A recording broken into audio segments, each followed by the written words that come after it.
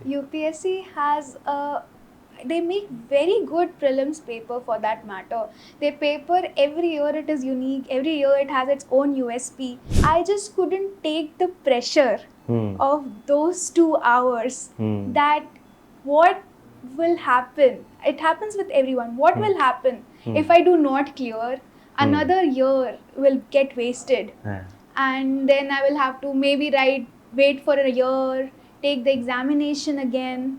We cannot expect that we do mock tests and the same kind of questions will be asked.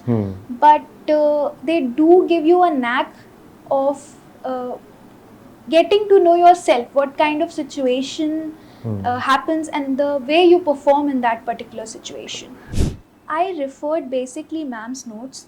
I did not refer outside material a lot. I did not have the time this time, specifically in this attempt. So I referred ma'am's notes and ma'am's crash course. Then I practiced tests that are provided in the crash course to build upon my answer writing.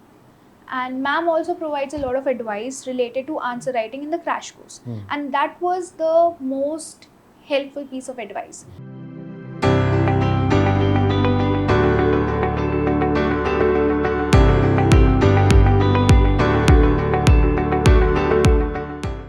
Hello everyone.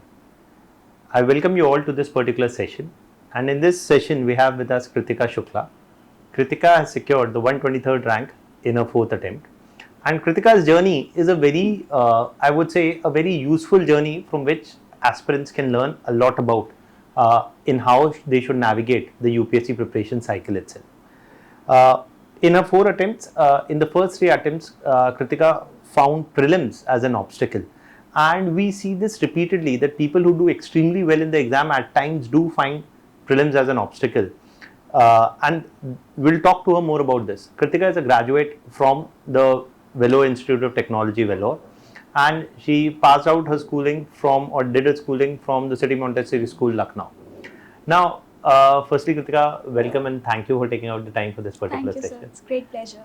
And I'm also glad to know that you chose the foreign service as your first priority. Sir. We hope that you sincerely make the cut. I hope that your hopes come true. Nice. So, Kritika, if you could first tell us about your preparation journey. More importantly, about general studies, and that too in the prelims examination. What were the difficulties that you faced in your prelim stage primarily? My first attempt at prelims was in 2017, and like it happens with the majority people, it was not a very serious attempt. I had not done the basic books or the amount of revision that one is expected to do or the amount of practice one is expected to do. Actually, I did not want to take that attempt. My parents were like, "Dekho, ho jata hai." You know, they're always hopeful. So obviously that failure was not a very big surprise. I then thought, okay, I will prepare better, and in 2018 I will give another attempt. And I would say I completed all my basic books, made notes out of it, revised it multiple times. I did significant amount of practice, not a lot, but still not negligent. Later on, it so happened that during the examination itself, I just couldn't take the pressure of those 2 hours that what will happen. It happens with everyone. What will happen if I do not clear? Another year will get wasted. And then I will have to maybe wait for a year, take the examination again.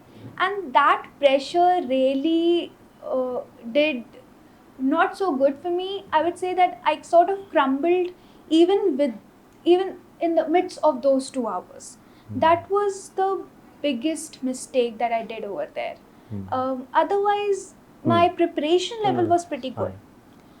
In 2019, when I took my 3rd attempt, I was hopeful that I will clear it this time. But again, there were certain very basic mistakes that I still did. I again did not have enough practice because you watch a lot of videos, listen to a lot of toppers talk. Sometimes something that might have worked for them did not work for me. the so-called tips and tricks and elimination hacks that are there in the examination backfired. I over attempted.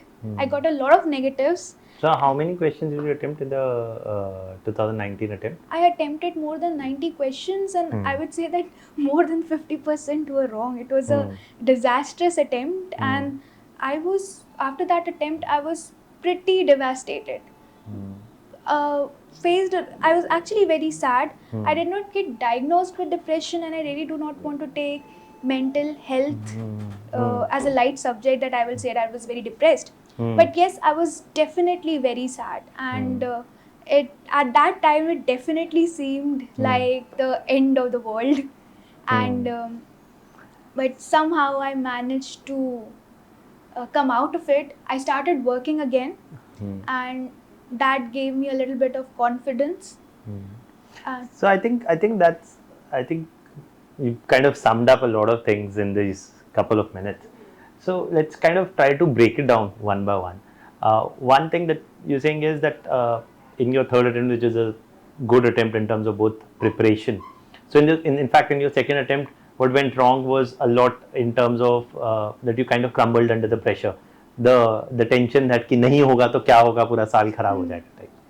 And I think this coming from a topper, somebody who's done eventually well in the exam, that pressure itself at times has a negative impact on your performance, even in spite of having good preparation. I think that's pretty valuable lesson for anybody who's preparing for the exam. Ki just if you go into the exam with a tense or with a anxious mindset, or taking too much pressure, it really doesn't help. Then you said that in the next particular attempt, that was your third attempt, the one thing that you did was you did a lot of revision, etc. But in terms of practice, you're saying ki you didn't do as much. By practice, you're saying practicing MCQs, is it? Yes, practicing MCQs, both mock test papers and the previous year question papers, which are both essentially important, and they both have their own place. We cannot expect that we do mock tests and the same kind of questions will be asked, but they do give you a knack of getting to know yourself, what kind of situation happens, and the way you perform in that particular situation. So basically, the mock tests may help you bridge your gap areas, find out your weak topics, brush them up more, give you the habit of sitting for 2 hours in the exam and attempting it. But the previous year papers tell you exactly how they frame options, what kind of questions come.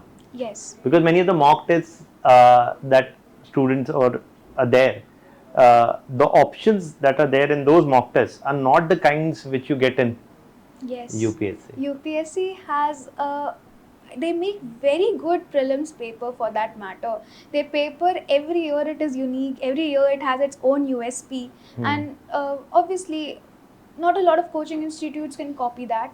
But mock tests definitely help you to make your revision better, to know the areas that you are weak in.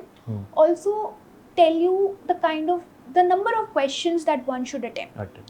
For me, I realized that either I go full on, like 95 plus, and then work upon that, or I do attempts conservatively.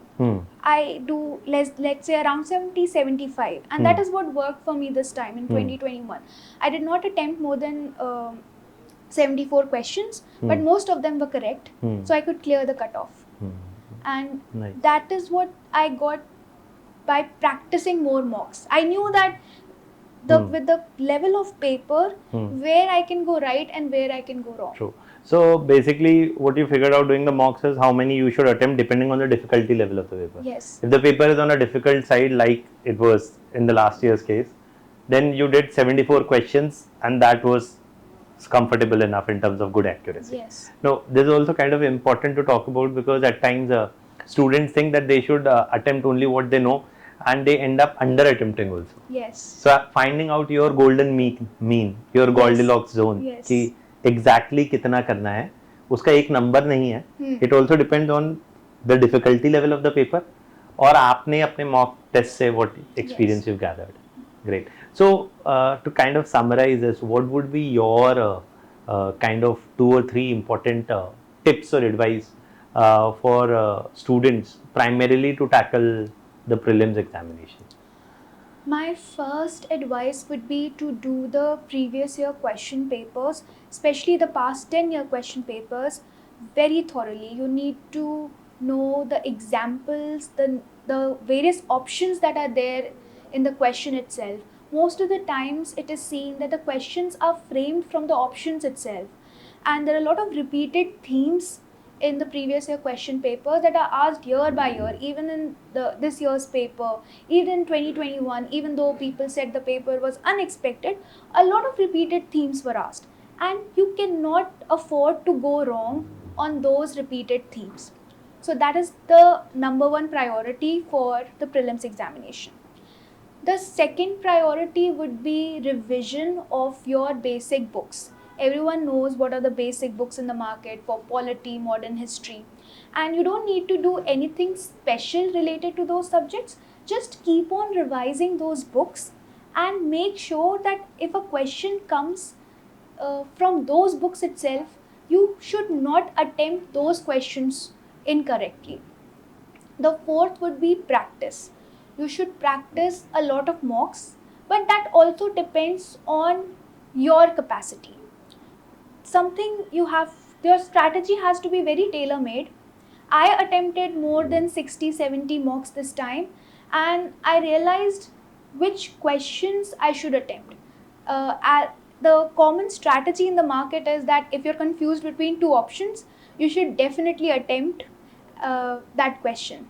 For me, it was a little different. If I was confused between two options, there were more chances of me doing that question incorrectly. I figured that out and these small knickknacks and applied that in the actual paper itself. I knew that of the 74 questions I did, I have done more than 70% correctly. So I did not go for an over attempt situation. And these 3 points are the most important to clear prelims. And fourth, I would say, the number one point, that is the essence of all of it, is to keep your calm in those 2 hours and not think of anything else, any repercussions. Just focus on those 2 hours and the 100 questions, and one can easily sail through. Nishkam Karam. Yes, definitely. That is At least in for those 2 hours you can do the Nishkam for the Karam. entire journey, but those 2 2 hours, hours, only definite. those 100 questions. Great. So I think you beautifully summed up, kind of probably the things that people can keep in mind. And what strikes me is both the strategy aspect, also while being careful in terms of attempting, figure out your own Yes. good attempt. It's a very tailor-made Tailor-made strategy. thing, right? Nice. So now I think that's pretty useful. Now let's quickly move on to the optional part. So you chose political science as an optional, even coming from an engineering background. Yes. So what went through your, what was on the basis on which, because students often ask us, on what basis should they decide an optional. So what was your basis of deciding? I would say political science has always been a very popular optional for civil services examination. So that was definitely one criteria. True. I did not want to take electrical engineering because it was a vast subject. It has many subjects within itself, and I was very new to GS, and that was an added burden.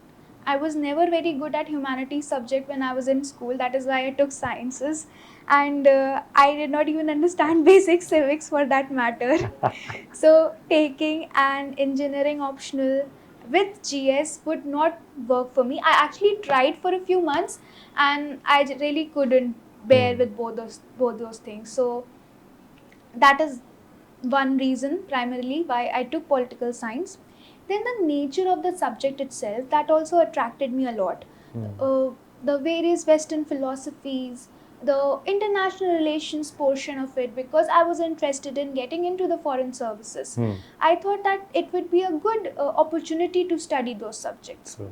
At the same time, with the guidance of ma'am and the way material was very easily available, and that really aided in making me choose this as an option. Basically, a certain amount of inherent interest that you figured out because you wanted to join the foreign service and this would probably help you there. Yes. Also, the fact that choosing an option like electrical engineering sector would have no overlap with GS. You're all new to GS, and then probably the availability of ma'am's guidance and material, all of that. Yes. So, yeah, I think that's a very rational way of going about deciding, because students often ask us on what criteria. So I think these are beautifully summed up criteria as well. And so now let's talk about your optional preparation and also a bit about your essay strategy, because I think you scored 131 in essay, which by any stretch this year is a very good score. So what was your strategy for answer writing in optional and then also for essay? I'll start with the essay portion first. Sure. I would say that there's a lot of guidance that is available for essays in the market. If one is willing to take that guidance, that is fine. But a lot of fodder, I would say a lot of spoon feeding is done, that there has to be a certain set format for essay. One has to realize that essay is a very personal thing. It is a very natural flow of your own thoughts. Something like that which should come from deep within your heart. And something, it is basically an organized thought process. Whatever thought process, whatever mind dump that you're having, you're organizing it in a very logical, rational flow. So my particular strategy was, I really did not find whatever guidance that is available. I wouldn't say guidance, but whatever strategy for scoring well in essay that is available in the market, that is told by toppers, as something that I could relate to. I was really finding it hard to write headings in my essays. It might work because it is something that it might work, it might not work. So I kept my essay strategy as very natural, as a natural process flow of my thoughts. That was the basic strategy. I did not prepare separately for the essay or read separate books. I let my GS and my optional preparation guide the fodder material. Obviously, one collects important quotes that one can use in their essays. It just so happens that the options of essays were such that I couldn't use those quotes. So I took out examples from things that I have studied in my optional essay, or rather throughout my life. I wrote one essay on what is research but a blind date with knowledge, and I sort of made out a story about how Alexander Fleming discovered penicillin and how it was his date with a petri dish of fungi. So I used that example. And what one can do in essay, to do well in essay, I feel is you should just have a very logical flow. It should come naturally to you, and if it doesn't come naturally to you, it will come naturally through practice. What we lack in natural merit, we can obviously compensate through practice. So my one advice would be to practice essays. I wrote around 8 to 10 essays in my preparation. If one wants, one can do more, but I would say this is the minimum. 8 to 10 is a minimum number. It's a good number. And hope for constant improvement. Think on a very varied scale, that you are deriving examples from different parts of your life, from different philosophies, from economy, from sociology, from psychology. Something that you can relate to the topic. At the same time, it should not look like it is an example dump or a data dump. True. Don't essentially try to, you have an example in mind, trying to just somehow fit it in there. Right. Good. Derive examples from the thoughts that you might have over those topics. That would be a good strategy. Probably have a philosophical or a thinking bent, or try to develop that over time, and then eventually correlate it with your example. I would say a good strategy, I was thinking about it, to do well in essay would be to just take any topic, any issue that is there in the world or any topic, and just think over it. Okay, what does this word actually means? For example, last year's essay, real is rational, rational is real. I did not even know, I did not even remember that it was Hegel's quote at that time. So just do a sort of mind exercise that what is real and what is rational, and how the definitions of these two words can vary depending on time, place, history, to you, to someone else, and that will sort of guide you towards a link if real is rational and if rational is real. It should not be taken on the face value. And having a thinking mind, that is very important. Having a philosophical thinking mind. Yes. So I think that's kind of useful and instrumental. Now let's talk finally about your optional strategy. In terms of what was the strategy that you followed for political science as an optional? I referred basically ma'am's notes. I did not refer outside material a lot. I did not have the time this time, specifically in this attempt. So I referred ma'am's notes and ma'am's crash course. That was the building block of material. Then I practiced tests that are provided in the crash course to build upon my answer writing. And ma'am also provides a lot of advice related to answer writing in the crash course. And that was the most helpful piece of advice of how to approach an answer in a humanities subject, because we are not used to that. You have a different way of writing in GS, you have a different way of writing in optional. I would say that the point and paragraph debate is not a very important. Let's say you have more time, you have to attempt 5 questions in political science, you have more time for 4 questions, you don't have that much time for the 5th question, you have to complete it, write it down in points, but write down the exact specific points. Because most of the time what happens is we think it is a humanities subject, कुछ भी घुमा के लिख दो, कहानी लिख देंगे हो जाएगा. That would not work. At least not for you to fetch good marks. Maybe it might have worked for someone in their graduation, given them some. तो वही university style answer writing नहीं है कि जो पता है वो लिख दिया, rather than be more specific. Be more specific, because that is what is making you stand out from the rest of the crowd. Being specific. So if you're being specific in paragraph or point style, that wouldn't matter. My strategy was that, let's say I write 4 questions, that is 4 questions with all the subparts in paragraph, and 1 question I can write in points to manage my time. So basically manage your time in the sense ऐसा नहीं है कि one form of writing is necessarily superior over the other. If you have less time, write it in points. If you have relatively insufficient time, you write it in paragraphs. Just make sure you write what is asked and complete the paper. Yes. Right. Completing the paper, highlighting the important points, that is also very important. When you look at a question, you should understand what does the question want to ask you about. Whether the question is about justice or whether the question is about liberty. That is very important. Just because both the terms are in the same question doesn't mean that you have to write about justice and liberty. Yes. You should know that the question is primarily asking you about liberty or justice. Yes. That will definitely come by practice. You have to practice your previous year question papers, the mock test papers, to realize what exactly is being asked in the question paper. Great.